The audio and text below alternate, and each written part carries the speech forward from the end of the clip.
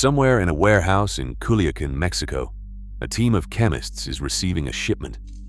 The chemicals arrive from China, logged as industrial solvent, cleared through a port by a customs official on a monthly retainer. The team processes them into powder. That powder gets pressed into small blue pills stamped with the letter M. Each pill costs 50 cents to produce. Each pill sells on the streets of Phoenix, Denver, and Chicago for $20 to $30. The operation has a procurement department, a logistics division, a distribution network in all 50 states, a money laundering infrastructure, and a human resources function that recruits, trains, promotes, and when necessary, terminates employees with a finality no corporate handbook has ever described. The DEA calls it the Sinaloa Cartel. A business school would call it a vertically integrated multinational.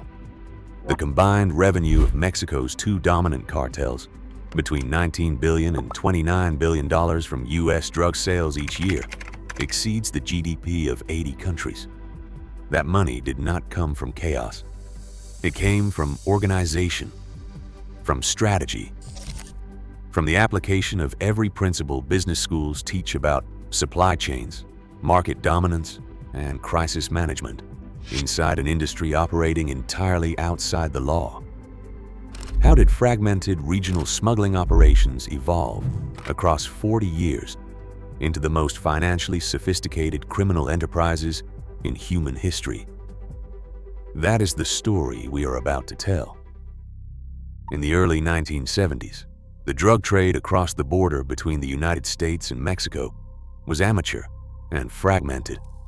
Small family operations in the Sierra Madre Mountains had no system, no management structure. They were independent operators, moving small quantities and hoping not to get caught. Then came Miguel Angel Felix Gallardo. Everything changed. Born in 1946 in Culiacán, Sinaloa, Felix Gallardo was no peasant farmer. He studied business. He became a federal police officer, then bodyguard to the governor of Sinaloa. He understood from the beginning that the most important product in the drug business was not narcotics. It was protection. In 1980, he unified Mexico's major trafficking groups into a single organization, the Guadalajara Cartel. Not through violence alone, through infrastructure, shared routes, shared political connections, a division of labor where each region handled its piece of the supply chain and paid into the common enterprise. It was a franchise model. 2 decades before anyone applied that term to organized crime. His most consequential move was to notice that the U.S. crackdown on Caribbean cocaine routes had left Colombia's cartels desperate. He approached Pablo Escobar with a proposition: move Medellin cocaine through Mexico in exchange for 50% of every shipment. Not a fee, a percentage. He wanted to be a co-owner, not a contractor. Escobar agreed. That single negotiation transformed Mexican trafficking into the central nervous system of North American cocaine distribution, generating $5 billion annually. Felix Gallardo sat well-dressed, dining with politicians, running everything from his drawing room in Guadalajara. He was arrested in 1989. Before authorities cut his communications, he convened his lieutenants at a resort in Acapulco and divided his empire into franchises. Tijuana went to the Arellano Felix brothers. Juarez went to the Carrillo Fuentes family. Sinaloa went to a young trafficker named Joaquin Guzman Loera, El Chapo. What El Chapo built was not simply larger. It was architecturally different. The Sinaloa Cartel, led by Guzman alongside Ismael El Mayo Zambada, borrowed the most resilient features of corporate management and adapted them for an organization that could never be registered, audited, or legally protected. At the top, founding leaders made decisions on territory, product, and political alliances. Below them, regional plaza bosses each owned a geographic corridor. Below them were operational managers over procurement, transportation, distribution, security, and finance. Each layer was accountable upward and insulated from above. Researchers studying cartel indictments found plaza managers received expanded responsibilities as they performed. a documented performance system inside a criminal enterprise. Promotions were given, contracts were renegotiated. The incentive structure mirrored any sales organization, with one decisive difference in what happened to sustained underperformers. The logistics would embarrass global shipping companies. Underground tunnels with rail systems, ventilation, and electricity have been discovered beneath the US-Mexico border in San Diego, Nogales, and El Paso. Semi-submersible vessels were built in remote jungle clearings. Purpose-modified vehicles with hydraulic compartments were engineered to defeat X-ray scanning.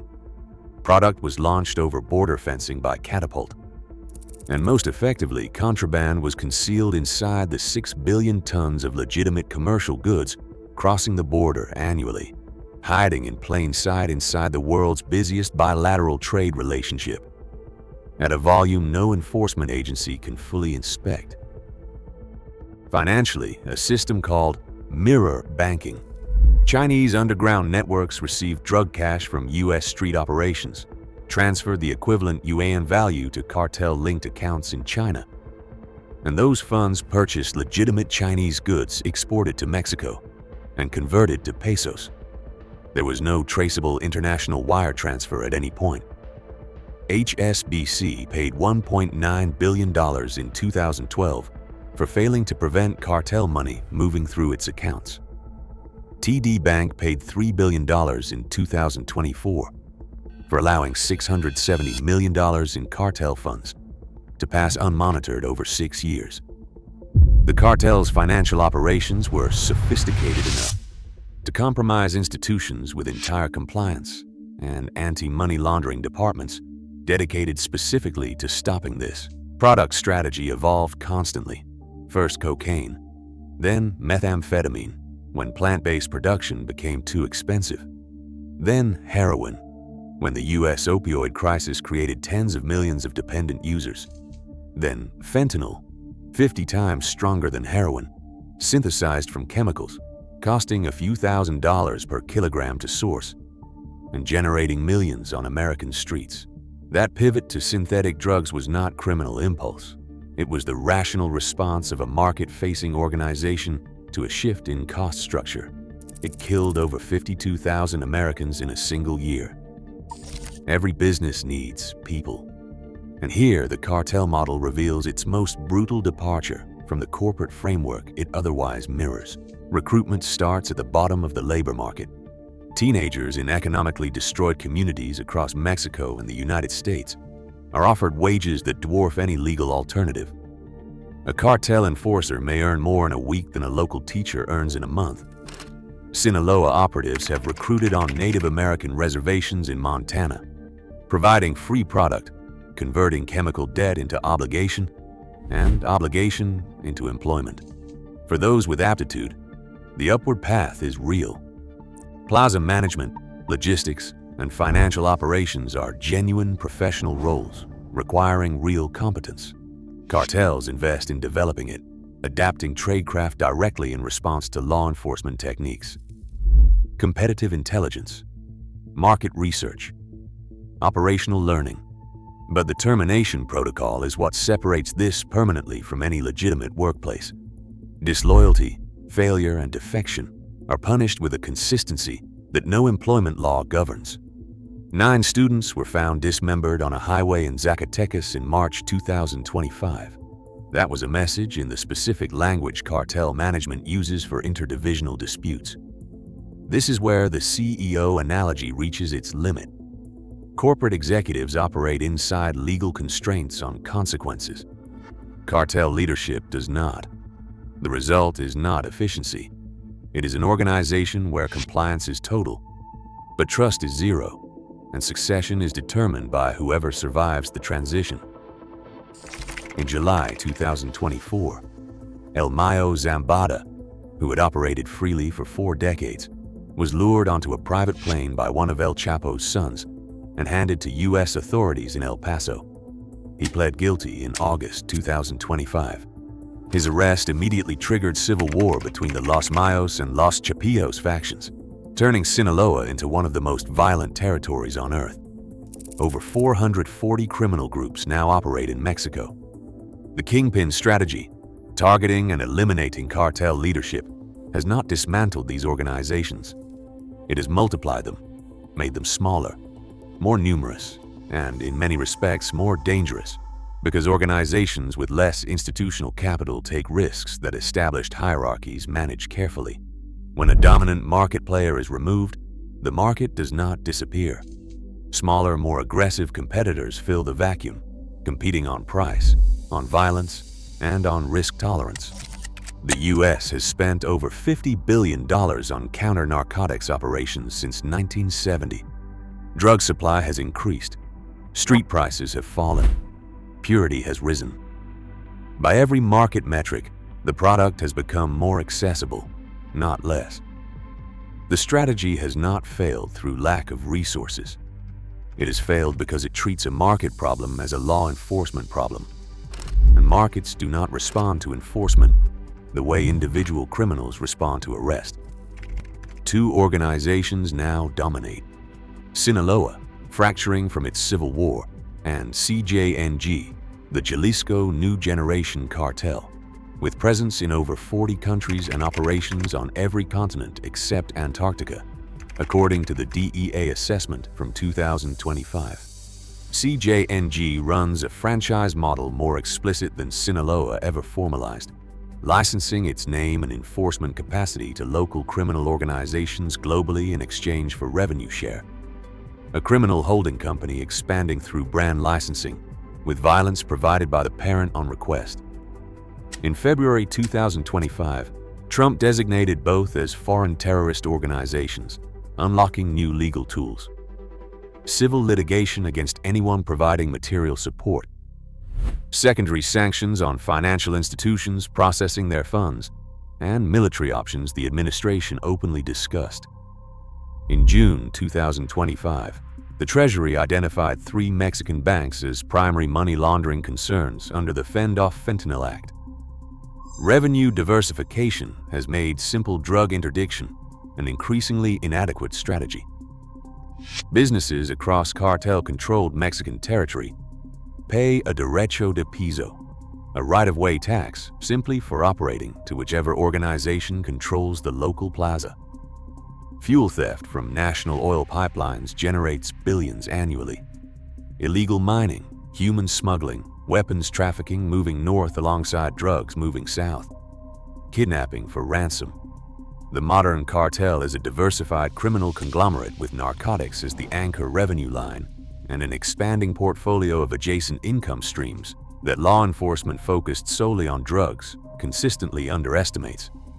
The fentanyl supply chain today: precursor chemicals from China shipped as industrial goods, cleared by compromised customs officials, processed in clandestine Mexican labs, moved north in commercial freight through legal U.S. ports of entry, distributed via encrypted apps and social media to retail networks in all 50 states, proceeds laundered through Chinese underground, banking and U.S. shell companies.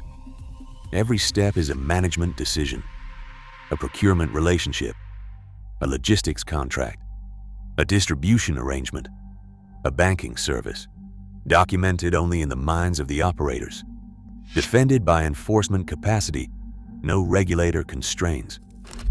This system has survived El Chapo's imprisonment, dozens of plaza boss killings, $3 billion in banking fines, terrorist designations, and 40 years of the most expensive law enforcement campaign in American history. It is still running. Here is what the evolution of the cartels is actually about. Not drugs. Not Mexico. Not any individual whose face appears on a wanted poster or a streaming series. This is what happens when demand is insatiable, margins are extraordinary, and the legal accountability that governs legitimate business is completely absent. The cartels did not create America's appetite for narcotics. They responded to it with the same organizational intelligence that any business deploys when it identifies a large, profitable, and chronically underserved market. The machinery moving fentanyl into American communities is not structurally different from the machinery moving any other consumer product across the country. The difference is that this product kills the people who consume it, and the organization selling it carries no liability whatsoever for that outcome. That structural absence of accountability, no regulator, no shareholder litigation, no consumer protection law, no journalist with subpoena power, is precisely what allows the cartel model to do what no legitimate corporation ever could.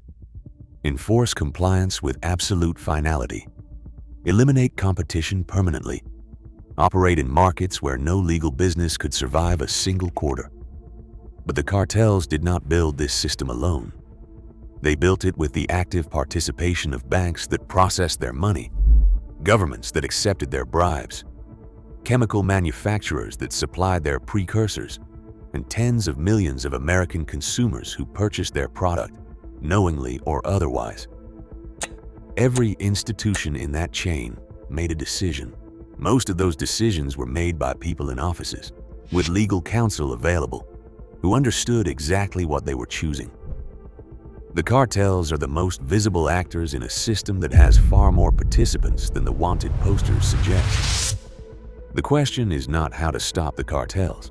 It is this: how many of the other participants in this system have ever been seriously asked to account for their role in it? If that question is sitting with you uncomfortably, good. It was designed to. This channel is for people who want to understand how power actually operates, not the headline version, but the version running through supply chains, financial systems, and structures just underneath the world most people see. If that is what you want, subscribe. Next week, we go inside another institution whose public face and private mechanics have almost nothing in common. Drop your answer below. Do you think the cartels would exist at this scale without the financial system laundering their money? Or is the root of the problem somewhere else? What do you think?